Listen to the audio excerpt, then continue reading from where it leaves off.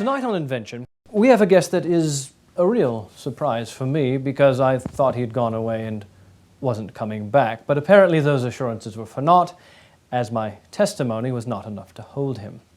So, this season we have Sir Reginald Boheno returning yet again with a mobile and iPad photo app and apparently a coffee table book. So, Sir Reginald, what are these photos, these pictures? What? I'll have the number 2, I think. Sir Reginald, we've eaten 3 hours ago. Eaten, gone, done. We're recording my show now. Oh, well, I'm sorry, I didn't... Oh, I see. Well, out of luck, I suppose, you know. Hello, Brian. I must say thank you for facilitating my release from the institution. Yes, the less said about that, the better. Well, I do appreciate it, Brian. Not so much the bit where you put me in, but certainly the part where you helped with my release. Despite, I think you said, your best instincts. And by way of thanking you, in fact, I have included several photos of you in my latest book. And now tell us about this photo app and coffee table book that you've now had published. Yes, I've published a collection of photos of famous people's poo faces. People's poo face. Poo faces. Poo faces. Famous people's poo faces. People's poo face. All right? Yes. Go on. People's poo face. People's poo face. After several years off and on as a sort of a hobby, really, you know, more tinkering as it were, playing with it, it became a more serious vocation after the first few arrests were cleared up. And I took almost a year to capture the gorgeous, gorgeous agony of famous people's poo faces. I don't understand. You know, the when you're, you know, you're grunting, oh, you know, sort of a straining, you know, sort of thing that you do. Your poo face. That's when you're making, you know, your poo face. Yes, no, I understand that. I just don't understand you. Sometimes you'll find piles Oh, dear Lord. of archival research that can produce rare historical poo faces. I push hard. Please stop. There's a big movement. I don't know if you're aware of this, but there's a huge movement. You know, to show the inner mundane quality to some celebrities' lives. I mean, take a look at this. Look, here's a rare James Dean photo. This is him. He had a lot of bran just moments before the accident that changed his life. Oh, you mean the car accident that killed him? No, the accident he had a week or two before that, which made him, in public, have this poo face. Oh, my word. Yes, never before seen. And with popular internet celebrities, I've also included this interactive map link, so you can touch their face and find out what restroom facility, rehab, public place they may be making their poo face at that very moment. And some of these pics, let's face it, bring new meaning to the term YouTuber. You know, they're all tubes, in one end, out the other. If you've seen any of their stuff, you know what I mean. They pump out a lot of it.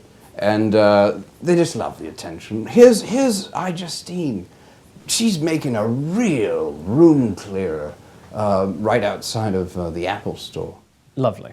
So you've harnessed years of expensive and refined GPS technology so that anyone can find out where an uninformed attention whore is currently making the poo face, and then go there. All right, I'll ask this to the lamentation of my soul. A lot of your photographs seem to be out there in the open, as it were, even around other people. How are you sure that this is a poo face, as you say?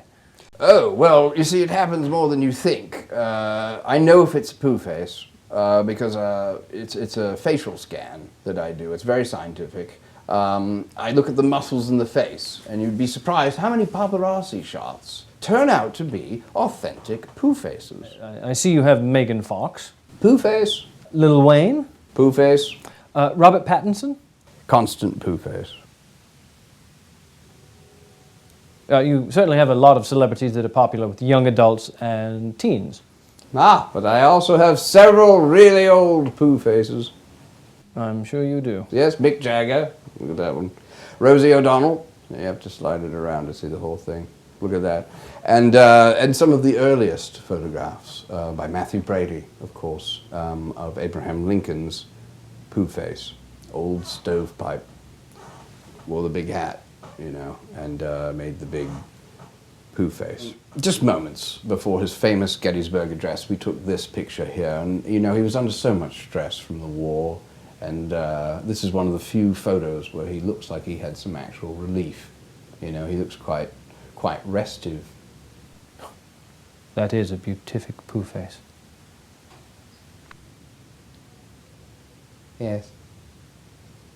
Should put that on the $5 bill. Anyway, Mother Teresa, there she is, squatting, as she does, making her little scene Pooh face. This is a rare one. Took a long time for me to get that with a long lens, because there was some sort of police order about me not being near her. But you don't get saints that often, so I was very persistent, and truth be told, I did actually Photoshop this sort of blue aura around parts of her. As she was making her Pooh face. I call this the peristaltic ecstasy of Saint Teresa. Holy shit. I heard she made one of her movements down in Sao Paulo, Brazil, and thousands of Brazilians showed up, you know, and some of them swore up and down in Brazilian that they saw a tear coming down, a mysterious tear coming down her stained Pooh face as she stood statue-like for a long time. She was very old and had a lot of trouble in that area. And when it finally did come out, and she did the Blessed Wipe, it looked like the Shroud of Turin right there on the paper. And I say that with the utmost reverence. So is there any historical precedent for photographing these Pooh faces? Yes, long ago, early Pooh faces were carved on walls, wood carvings, sometimes by monks would spend their entire lives carving out Pooh faces. And finally, they were carved in intricate blocks of hard cheese, which is where the term cutting the cheese came from, with regards the Pooh face. Now, later, realistic portrait painting, of course, came in, you know, with the great masters, you know, the ones super realists, the Renaissance, and it was very much in vogue for the wealthy to sit, see that? Sit for the Pooh faces. It was considered a sign of high standing to be able to even afford to sit for your Pooh face with the artist, you know, much less have an indoor convenience. Look at this. Oh, and that's Heidi Montag. Pooh face, yeah. It even had some work done. So that's a Pooh facelift. Mm.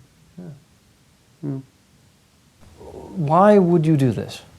Well, I mean, for one thing, you'll never be able to look at these celebrities the same way again, now that you know what their Pooh face looks like. Well, I must confess, I was at a party once, and Steve Buscemi left the stall door open, and I saw his Pooh face. I was never able to watch Reservoir Dogs after that. It put me right off. I can understand. Let's face it, getting a quality image, a really good picture of a Pooh face, comes down to timing and ladders. I'm sorry, ladders? Ladders? Oh yes, for the stalls, the public stalls, you know. You get a completely different picture if you sort of take the camera and put it underneath the stall and do it. You get a horrible angle. I mean, that's completely inappropriate. I would never do that, Brian. I see. Terrible. Wouldn't think of it. Yes. Yeah. George Michael, you know, would always be in the foreground, blurring through, you know, with his mounting behavior and his foot tapping signals and all that, and just ruin the shot. But speaking of queer, I did get some pictures of your face, Brian. I did, right here. You wouldn't know it, though, because you usually look this way, and I wasn't quite sure. I had to wait for the pants down scenario to get full verification that that is, in fact, your Pooh face, and not just the way that you always look at me. What? Well, in the published version, of course, I was very tasteful, and I pixelated your dangly bits. But online, you can see everything. Online where? You know, on www.daveandtom.com. Just look for the dangly bits on there. Is that a pay site? No, they give it away for free. All the content.